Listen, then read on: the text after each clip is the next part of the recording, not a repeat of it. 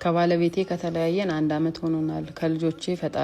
ለልጆቼ ከፈጣሪ ቀጥሎ እናቴ የምታበላቸው የምታጠጣቸው እኔ በመልከላቸው ነው። ባለቤቴ እጅግ በጣም ተጠራጣሪ ነው። እሱ በባህሪው ዝምተኛ ሰው ነው።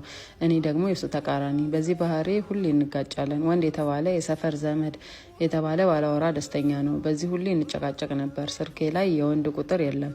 በቃ ከወንድሞቼ በቀር አይፈልግም። የመለያየታችንም መጨረሻ ይሄ ነው እና ተይው ልትሉኝ ትችላላችሁ። ትችዋለሁ። ከተለያየም በኋላ ግን ልጆቼን 3-4 ደውሎ ጠይቋቸዋል።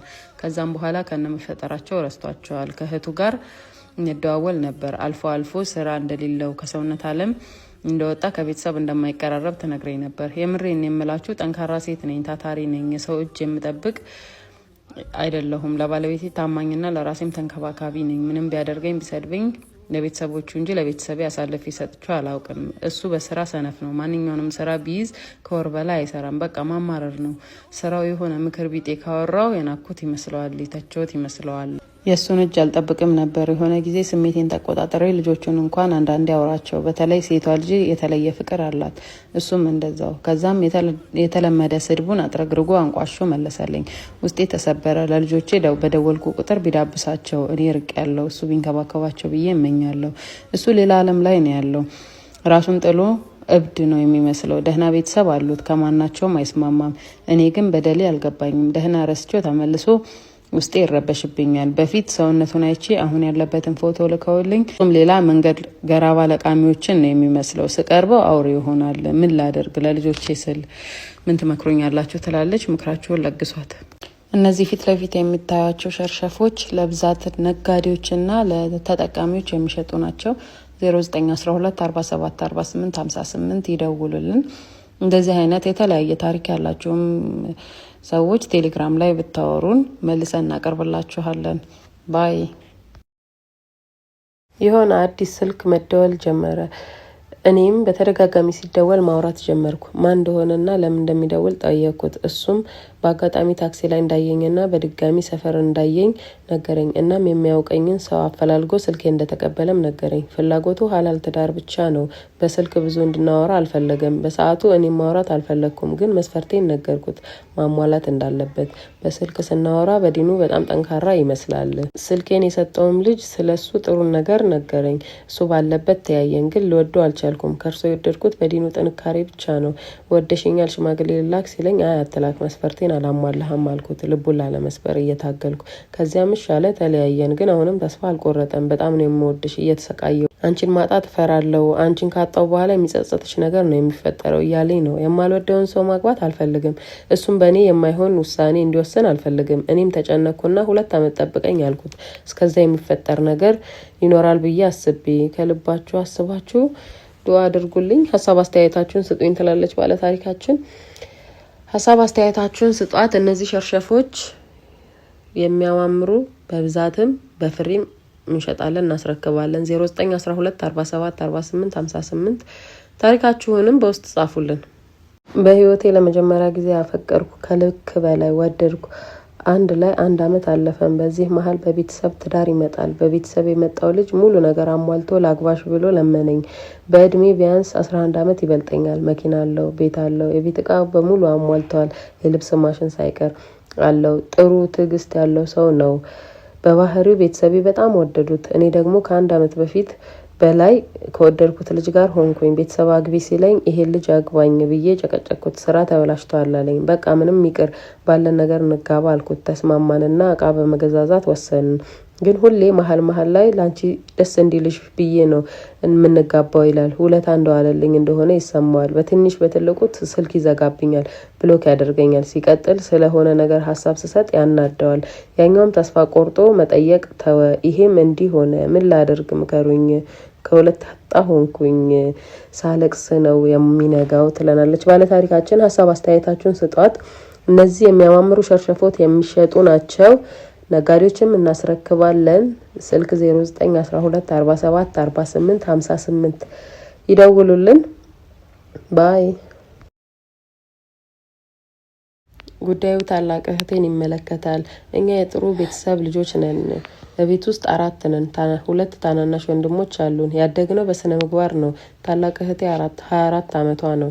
እኔ ደግሞ 20 ዓመቴ ነው። ትዳር ከያዘች 2 ዓመት ሆኗታል። ለትዳሯ በጣም ታማኝ ናት። ባለቤቷም መልካም ሰው ነው። ለስራ ከሀገር ውጭ ነው ያለው።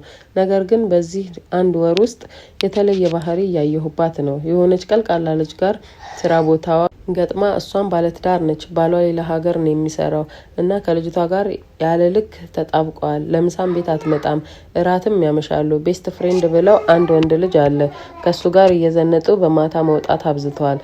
ቤተሰብም እየተጨነቀ ነው። ምክርም አልሰማ ብላለች እና ትዳሯ እንዳታጣ እየተጨነቅን ነው። ትናንትና ስልኳን ቻርጅ ላይ አድርጋ ይሄ ቤስት ፍሬንድ የተባለ ሰውዬ የፍቅር ቴክስት ልኮላታል። የእጅ ቦርሳ ውስጥ ደግሞ ፖስት ፒል አየሁ እና በጣም ደነገጥኩ። ማታ ምንም እንቅልፍ አልተኛሁም። ስጨነቅ ስልኩን ሴቭ አድርጌ ቼክ ሳደርግ ሚስቱ የውጭ ዜጋ ናት። 2 ልጆች አሉት እና ለማንም አልተናገርኩም። በግልጽ እንዳልጠይቃት በጣም ቁጡና ኃይለኛ ናት። በጣም ተጨንቄያለሁ። ምን ማድረግ እንዳለብኝ አላውቅም።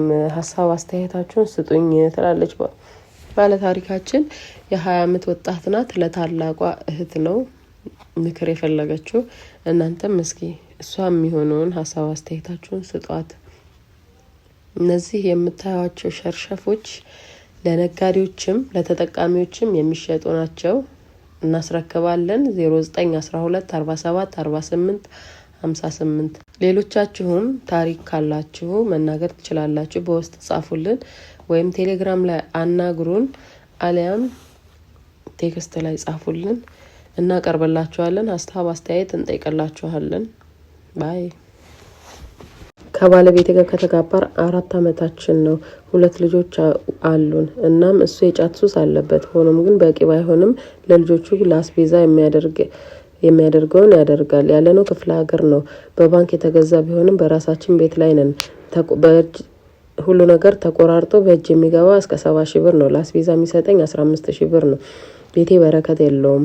አልበቃ አለኝ። ጨምርልኝ ስለው በቃሽ ብሎ ሁሉ ነገር እንደጨመረ ባስረዳውም ይበቃሻል አለኝ።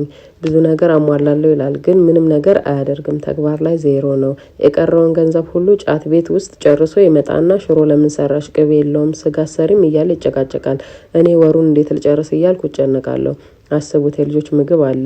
ሌላው ደግሞ ያለንበት ሰፈር 3 ዓመታችን ነው። እድር የለን፣ ቁጠባ የለን፣ እቁብ የለን። ብጠይቀው ባስጠይቀው እሺ ብሎ አያደርግም። አሁንማ ንቀት ሁሉ አምጥቷል። ቤተሰብም አይሰማም። ሽማግሌ ጋር አፉ ቂቤ ነው፣ ቅቤ ምላስ ነው።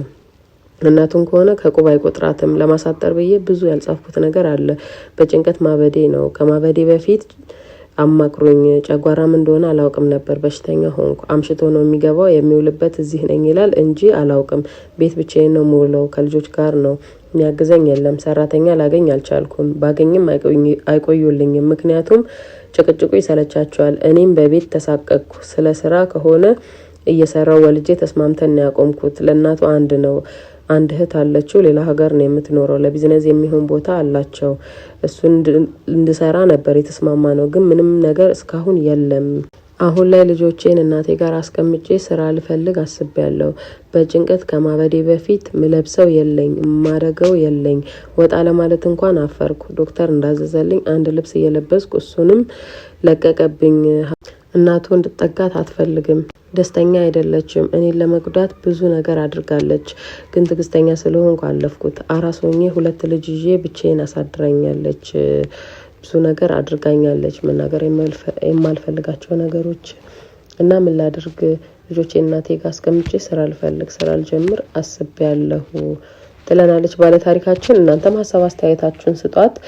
እነዚህ የሚሸጡ በኦይኔዎች ናቸው፣ ካሪሶች ናቸው። ይደውሉልን፣ በውስጥ ያውሩን፣ ቴሌግራም ላይ ያናግሩን።